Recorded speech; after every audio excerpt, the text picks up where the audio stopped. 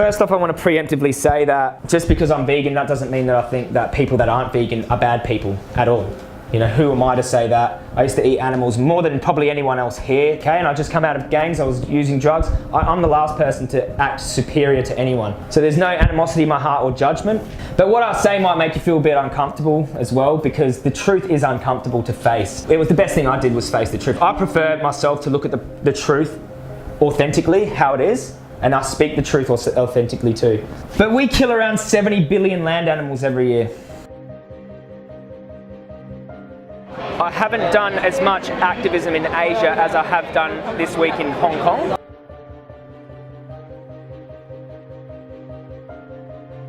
Here, this is vegan. You know vegan? Okay. How do you know it doesn't suffer? Because they don't have a brain. No. They don't have a central nervous system. Even scientists will tell you that. No. There's no scientist alive that says plants are sentient. It's vegan, no animals in there. Where does the animal get the protein to make the meat for you? The food style? Well, it's very interesting. I went to the wet markets, okay, and I've seen fish in captivity in small buckets, suffocating, slowly suffering, and it made me very distressed. The things I saw in there were horrific, and I can't believe I could see them, but not many other people could actually see these fish in these little tanks, suffocating, and their silent screams, if you look in their eyes, they're traumatized, they are suffering. It's senseless suffering. I also seen fish cut in half lengthways and their bodies exposed and their hearts were still beating.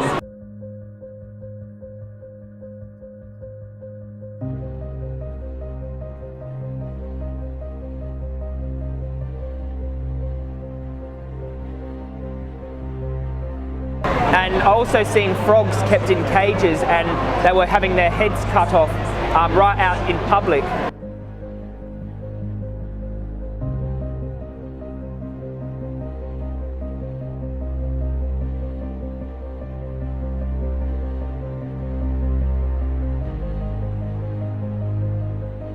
Fish have been exploited and commodified to the point that they're not even considered animals.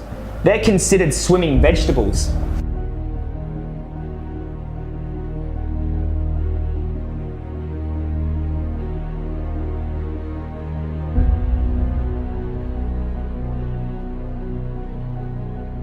One thing I also noticed is that the pigs' faces were skinned and they were hanging on hooks, and they had cartoon pictures of happy pigs above them. And I've seen 5-year-old children looking at these chopped up animals like it was normal, and it made me wonder about how strongly we are conditioned to violence as a child.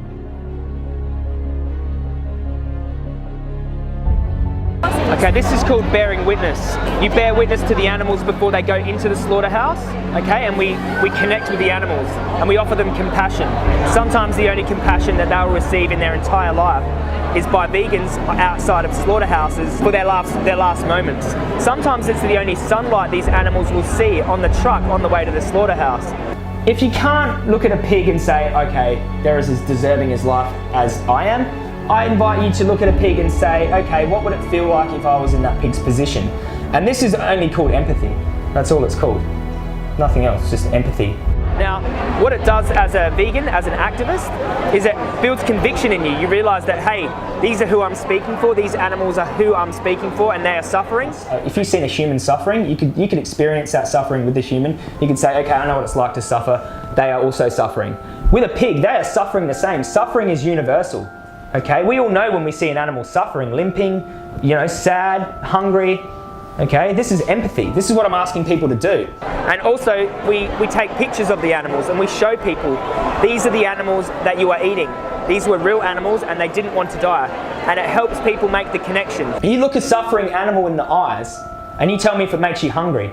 Okay, because it would make a lion hungry. No, we stay out the front and we remain respectful to the slaughterhouse staff and to the police. All we are there for is to see the animals. We are compassionate beings, okay? It's just we have been indoctrinated over time. I think the difference with the virtual reality is it gives you a 3-dimensional view of the room, so you feel like you are in there with the animal, and it helps you to empathise with their position. The biggest part of making the connection is to put yourself in the animal's position and ask if you would want it done to yourself. Like they see the footage and they say, oh, that was horrific, that was very cruel, it could be done better. But let's just talk about the most humane way that you make up in your mind. Okay, the animal falls asleep. They are killed against their will. Okay, we're taking their life from them against their will. And if they have come from this welfare farm where they've been treated really nicely, they've got more of an interest in living. That's how you find out if something is humane or not. Ask if you would want it done to you. Would there be a humane way to take my life if I didn't want to die? This is the same for animals. They don't want to die. So humane slaughter in itself is an oxymoron. The virtual reality experience does that, and I feel like it affects people profoundly. Now, if this was supposed to be food, natural food that we are supposed to eat, why does it make us feel sick to see how it's produced? Humane means to show compassion, kindness, benevolence. Taking someone's life against their will is not compassion, especially for an unnecessary reason. When you see a beautiful fruit tree, that doesn't make you feel scared or sick or traumatized, but showing people where their pork comes from, where their beef comes from, would make children traumatized.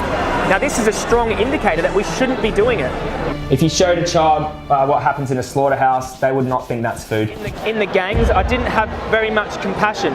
Now that I extend my compassion to animals, okay, to pigs and lambs and fish, animals people have forgotten about, I feel like that my circle of compassion has extended to human beings as well. I feel like a more peaceful and aware person, okay, aware of the harm I cause, okay, and it's made me a kinder human being, okay, and it's also made me have a purpose I didn't have before, because I realised that these animals need our help, okay, and they can't speak for themselves, so it's given me a purpose in my life to speak for them. It's a circle of collective suffering, okay? When you look at it like this, the animals are suffering, the vegans who know about it, who are trying to stop it, are also suffering, okay? The humans that are eating the flesh are suffering in hospital, a preventable disease. It's a circle of suffering.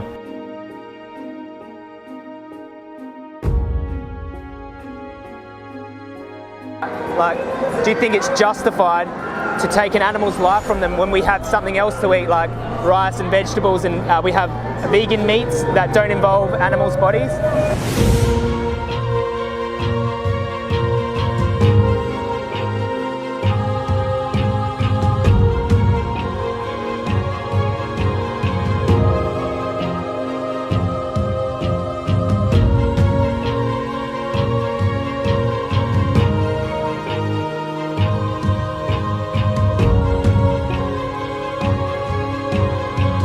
Have you thought about going vegan before?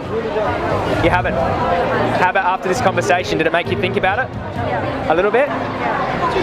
This is a resource I use. It's called Challenge 22. Alright everyone, I want to say thank you to all the Hong Kong vegans. You made me feel very at home and been very hospitable. I'm also very inspired by watching this happening in another country. It means the movement's happening worldwide.